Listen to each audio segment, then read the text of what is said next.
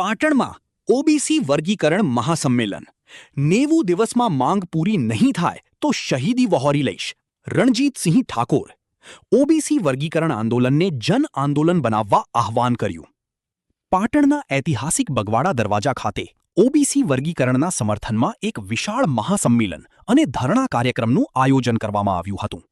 આ પ્રસંગે ઓબીસી વર્ગીકરણના પાટણ જિલ્લા પ્રમુખ રણજીતસિંહ ઠાકોરે સિંહગર્જના કરતા સરકારને 90 દિવસનું અલ્ટિમેટમ આપ્યું છે અને જણાવ્યું છે કે જો 90 દિવસમાં ગુજરાતમાં ઓબીસી અનામતનું વર્ગીકરણ અમલમાં નહીં આવે તો તેઓ સમાજ માટે શહીદી વહોરી લેશે।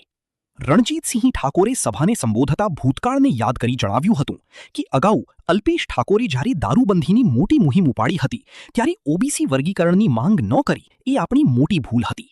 જો એ સમયે આ માંગ કરી હોત તો આજે સમાજના 1 લાખ જેટલા યુવાનો સરકારી નોકરીએ લાગ્યા હોત, પરંતુ હવે જાગ્યા ત્યાંથી સવાર છે। તેમણે ઉમેર્યું કે હાલમાં તારક ઠાકોર જ્યારે આખા ગુજરાતમાં આ મુહિમ લઈને નીકળ્યા છે ત્યારે સમગ્ર ઓબીસી સમાજની ફરજ બની છે કે આ લડતને જન આંદોલનમાં ફેરવી નાખે।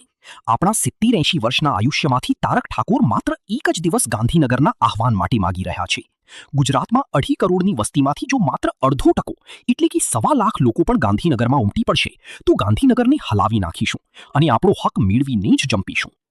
આ કાર્યક્રમમાં પાટણ જિલ્લા અને આસપાસના વિસ્તારોમાંથી મોટી સંખ્યામાં ઓબીસી સમાજના આગેવાનો અને કાર્યકરો ઉપસ્થિત રહ્યા। અલ્પેશભાઈ ઠાકોરની મોટી ભૂલ કે જો ઓબીસી વર્ગીકરણની એ વખતે માંગણી કરી હોત તો 100% ગુજરાતમાં વર્ગીકરણ થયું હોત અને આજે એ વખતે માંગણી મંજૂર થઈ હોત તો 1 લાખ સમાજના બંધુઓ નોકરી ઉપર લાગ્યા હોત।